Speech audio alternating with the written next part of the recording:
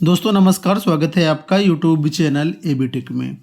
आज है 29 फरवरी 2024 और जान लेते हैं आज की महत्वपूर्ण खबरें जो आज के प्रमुख समाचार पत्रों पर छाई हुई हैं और आप लोगों के लिए बहुत ही इम्पोर्टेंट है। सबसे पहले यहाँ पर देखिए अपडेट है पेपर लीक मामले को लेकर के लोक सेवा आयोग से। छात्रों का दावा है कि 11 फरवरी से पहले ही पेपर लीक हुआ था। हलफनामे के साथ छात्रों ने दिया है पेपर लीक का सबूत। सेंटर बचाने के लिए टाइप करा करके वायरल किया गया पेपर। तो उसी के बारे में यहाँ पर देखिए बताया गया कि समीक्षा अधिकारी सहायक समीक्षा अधिकारी 2023 के प्रारंभिक परीक्षा में 11 फरवरी से पहले ही पेपर लीक का दावा किया गया है। कुछ छात्रों ने हलफनामा के साथ पेपर लीक के साक्ष्य दिए हैं। शासन और उत्तर प्रदेश लोक सेवा आयोग को भेजे प्रत्यावेदन में छात्रों का कहना है कि सामान्य हिंदी का जो सेट सी प्रश्न पत्र वायरल हुआ है उसमें हर पेज पर प्रश्नों को 2 कॉलम में सेट किया गया है, जबकि मूल प्रश्न पत्र में प्रश्नों को पूरे पेज पर सेट किया गया है। इसमें 2 कॉलम नहीं है। प्रत्येक पृष्ठ के मध्य में ऊपर से नीचे 4 बार क्वेश्चन बुकलेट नंबर लिखा गया है ताकि प्रश्नों को कॉपी ना किया जा सके।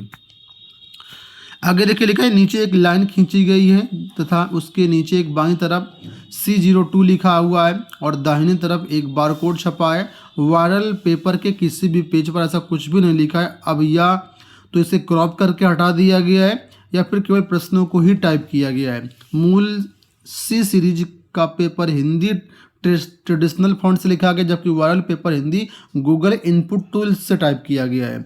मूल पेपर को photostat scan voice typing Google lens से कॉपी करने के बजाय टाइप किया गया ताकि ये ना पता चल सके कि किस सेंटर से पेपर लीक हुआ है, क्योंकि चारों सीरीज के हर पृष्ठ पर क्वेश्चन बुकलेट नंबर लिखा है जिससे आसानी से पता चल जाता है कि वो पेपर जिले के किस केंद्र का है।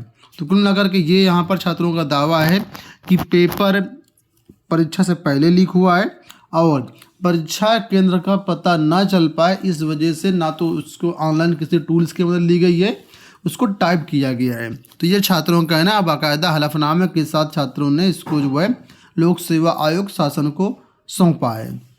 वहीं पर देखिए बताया गया कि धरने पर डटे रहे प्रतियोगी मिलने पहुंची नेहा राठौर। तो ARO प्रतियोगी परीक्षा निरस्त कराने को लेकर के बुधवार को पत्थर गिरजाघर स्थित धरना स्थल पर छात्र डटे रहे। इसी बीच चर्चित लोक गायिका नेहा सिंह राठौर ने शाम को छात्रों से मुलाकात की। नेहा ने मुलाकात को फेसबुक पर लाइव किया और अपनी टाइमलाइन पर पेपर आउट होने पर अगर सिपाही भर्ती का एग्जाम रद्द हो सकता है तो ARO क्यों नहीं। धरना स्थल के आसपास फोर्स तैनात रही। लोक सेवा आयोग परिसर के आसपास भी सुरक्षा के कड़े इंतजाम यहाँ पर देखने को मिले। तो कुल मिलाकर के ये बात यहाँ पर है पेपर लीक मामले को लेकर के। वहीं पर छात्रों का ये भी कहना है कि साक्ष्य अगर पेपर लीक के सामने हैं तो फिर लंबी जांच का दिखावा क्यों। ARO अभ्यर्थियों ने पेपर लीक विवाद में हलफनामे के साथ सौंपे साक्ष्य। तो परीक्षा निरस्त कराने के लिए धरना लगातार जारी है। देखिए इलाहाबाद विश्वविद्यालय में ग्रेजुएशन प्रवेश को लेकर के क्लैरिफिकेशन आ गया है।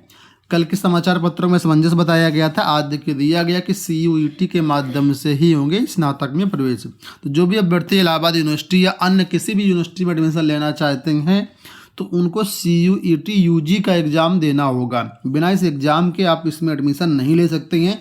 डायरेक्ट एडमिशन की प्रक्रिया बंद कर दी गई है। एंट्रेंस एग्ज़ाम होता है ऑल ओवर इंडिया, उसी के बेस पर आप किसी भी यूनिवर्सिटी में एडमिशन ले सकते हैं। इसके लिए फॉर्म भरे जा रहे हैं, आप लोग अपना देख सकते हैं। स्टाफ नर्स मुख्य परीक्षा के लिए आवेदन शुरू। स्टाफ नर्स एलोपैथ मुख्य परीक्षा 2023 के लिए आवेदन की प्रक्रिया बुधवार से शुरू हो गई है। लोक सेवा आयोग ने 20 फरवरी को प्रारंभिक परीक्षा का परिणाम जारी किया था, जिसमें 2807 अभ्यर्थी मुख्य परीक्षा के लिए क्वालिफाई किए गए थे। प्रारंभिक परीक्षा के आधार पर महिला शाखा की मुख्य परीक्षा के लिए 1555 पदों के मुकाबले 2807 और पुरुष शाखा के 171 पदों के मुकाबले 1155 अभ्यर्थियों को मुख्य परीक्षा के लिए सफल घोषित किया गया है। इन अभ्यर्थियों का 14 मार्च तक ऑनलाइन आवेदन प्रक्रिया पूरी करनी है और 21 मार्च तक आवेदन की हार्ड कॉपी सहित जरूरी अभिलेख लोक सेवा आयोग को डाक के माध्यम से या व्यक्तिगत रूप से उपलब्ध कराने हैं। तो ये हो गई स्टाफ नर्स की सूचना। यहाँ पर देखिए अपडेट कि राज्य में 6000 प्रधानाध्यापक भर्ती की प्रक्रिया शुरू। माध्यमिक उच्च माध्यमिक स्कूलों के 6061 प्रधानाध्यापकों की नियुक्ति के लिए शिक्षा विभाग ने अधिसूचना सामान्य प्रशासन को भेज दी है। बीपीएससी जल्द नियुक्ति का विज्ञापन जारी करेगा। 1340 अनारक्षित रहेंगे, एससी के लिए 1283, एसटी के लिए 128, इसी प्रकार बाकी पद यहाँ पर दिए गए हैं। तो फिलहाल यहाँ पर बताया गया है कि कई सारे मंडलों में ये जो भर्ती प्रक्रिया होगी, इसके तहत यहाँ पर 6000 प्रधानाध्यापक भर्ती किए जाएंगे। बीपीएससी के माध्यम से इसका विज्ञापन जारी होगा बिहार से। देखिए यहाँ पर एक सुप्रीम कोर्ट फैसले की बात हो रही है, जहाँ पर आपको जानना जरूरी है। लिखा है कि 2 से अधिक बच्चों वाले अभ्यर्थियों को सरकारी नौकरी नहीं, प्रतिबंध बरकरार। राजस्थान सरकार के नियम के खिलाफ दायर याचिका सुप्रीम कोर्ट ने खारिज की। तो मामला था राजस्थान का, लेकिन ये मामला अब गया था सुप्रीम कोर्ट, जहां से बड़ी अपडेट आपके सामने है। लेकिन सुप्रीम कोर्ट ने राजस्थान सरकार के उस नियम के खिलाफ दायर याचिका खारिज कर दी जिसमें 2 से अधिक बच्चे होने पर उम्मीदवार को सार्वजनिक नौकरी से वंचित किया गया था। तो राजस्थान ने ऐसा नियम बनाया था कि 2 से अधिक बच्चे अगर आपके हैं तो आपको सरकारी नौकरी नहीं मिलेगी। ये मतलब नियम राजस्थान की तरफ से था, लेकिन बाद में जो है मामला सुप्रीम कोर्ट तक गया। सुप्रीम कोर्ट ने जो है इस याचिका को खारिज कर दिया, मतलब जो नियम को बंद करने की याचिका थी उसको याचिका खारिज किया गया है। आगे देखिए लिखा है कि जस्टिस सूर्यकांत, जस्टिस दीपांकर दत्ता और जस्टिस के.वी. विश्वनाथन की पीठ ने कहा कि कुछ इसी तरह का प्रावधान पंचायत चुनाव में लड़ने के लिए पात्रता की शर्त के रूप में पेश किया गया था। तो इसको अदालत ने 2003 के एक मामले में बरकरार रखा था।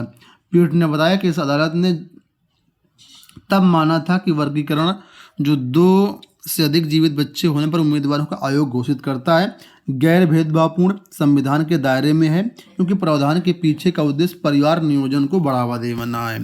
तो कुल मिलाकर के ये जो इस मामले के खिलाफ सुप्रीम कोर्ट में गया था मामला, उसको जो है खारिज कर दिया है सुप्रीम कोर्ट ने, और ये प्रतिबंध को बरकरार रखा है।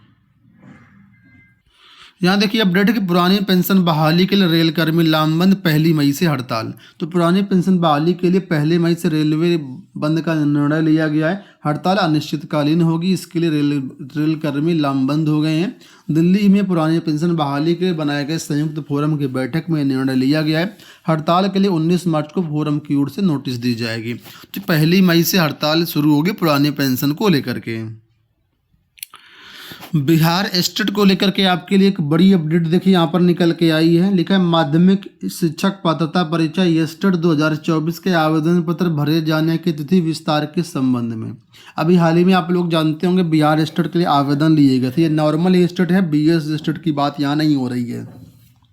तो अगर आप बिहार में टीजीटी पीजीटी टीचर बनना चाहते हैं तो ये स्टेट क्वालिफाई होना चाहिए आपका। उसी के बारे में बताया गया विज्ञापन संख्या 442/2023 के क्रम में माध्यमिक शिक्षक पात्रता परीक्षा स्टेट 2024 में सम्मिलित होने वाले अभ्यर्थियों एवं सभी संबंधितों को सूचित किया जाता है कि माध्यमिक शिक्षक पात्रता परीक्षा 2024 के ऑनलाइन आवेदन पत्र भरने एवं परीक्षा शुल्क जमा करने की जो डेट है वो 1 मार्च तक बढ़ा दी गई है। तो आप लोग यहाँ पर फॉर्म भर सकते हैं। तो बहुत से लोग इसमें फॉर्म भरने से चूक गए थे, आपके पास सुनहरा मौका है। 1 मार्च 2024 तक इसमें डेट है, आप नया फॉर्म भर सकते हैं। परीक्षा इसकी मार्च में ही होनी है, ठीक है। तो आप इसका फॉर्म भर दीजिएगा, लेट मत करिएगा। उम्मीद करेंगे वीडियो आपको पसंद आया होगा। इसी तरह के अपडेट्स के लिए चैनल को सब्सक्राइब कर लीजिए। धन्यवाद।